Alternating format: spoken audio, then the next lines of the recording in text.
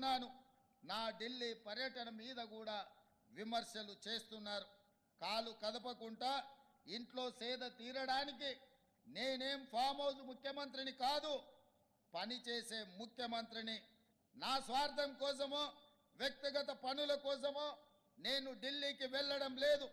ఢిల్లీ ఏ పాకిస్తాన్లోనో ఏ బంగ్లాదేశ్లోనో లేదు. ఇది మన దేశ రాజధాని. ఫెడరల్ వ్యవస్థ రాష్ట్రాలకు కేంద్రానికి మధ్య అనేక అంశాలు ఉంటాయి. రాష్ట్రం నుండి మనం పన్నుల రూపంలో కొన్ని లక్షల కోట్ల రూపాయలు కడుతున్నాము. అందులో మన వాటా తిరిగి తెచ్చుకోవడం మన హక్కు.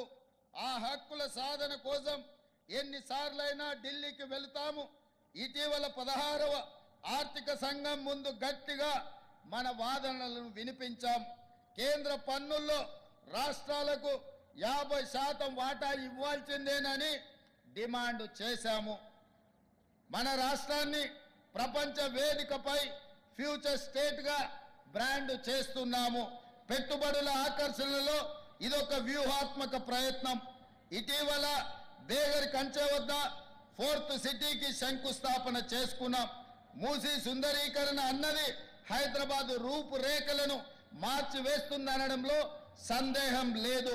ఈ ప్రాజెక్టు కేవలం పర్యాటక ఆకర్షణ మాత్రమే కాదు, వేల మంది చిరు మధ్య తరగతి వ్యాపారులకు ఒక ఎకనామిక్ హబ్గా మారి దీన్ని మేము తీర్చిదిద్దబోతున్నాం.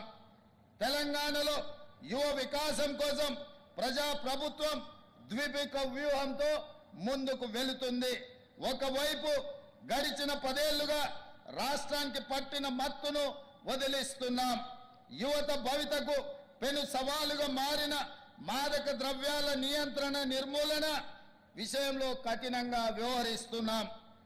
అదేవిధంగా ఈ విషయంలో టీనాబ్ను బలోపేతం చేశాం. మరోవైపు క్రీడలను ప్రోత్సహిస్తున్నాం. పారా ఒలింపిక్స్లో మరియు ఇతర అంతర్జాతీయ పోటీలలో పతకాలు సాధించిన తెలంగాణ బిడ్డలను ఘనంగా గౌరవించుకున్నాం. ఇటీవల ఇంటర్ కాంటినెంటల్ ఫుట్బాల్